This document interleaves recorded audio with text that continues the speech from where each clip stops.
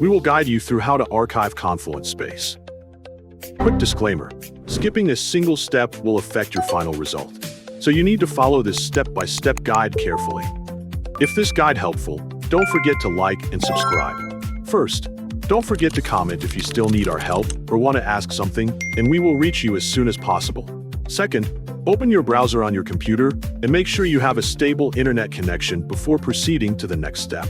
Go to 𝗟𝗏𝗡𝗗/software/Confluence and wait for the homepage to load completely before continuing.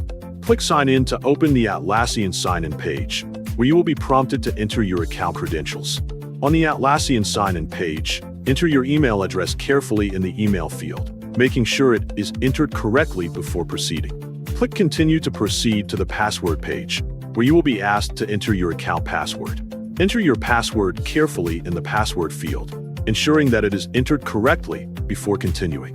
Click Login to access your Atlassian account, and wait for your account and Confluence workspace to finish loading completely before continuing. Click the App Switcher icon next to your profile picture to display the available Atlassian applications connected to your account. Select Confluence to access your Confluence workspace. Open the space that you want to archive, making sure you have selected the correct space, and wait for the space to load completely before proceeding. Click the three-dot menu next to the space name to open the available space management options. Select Archive Space to begin the archive process for the selected space. Click Archive Space again to continue the process and review the archive confirmation carefully. Click Archive to confirm the action and wait for the archive process to finish completely. You have now successfully archived the Confluence space, and it will no longer appear with your active spaces while remaining available for restoration if needed.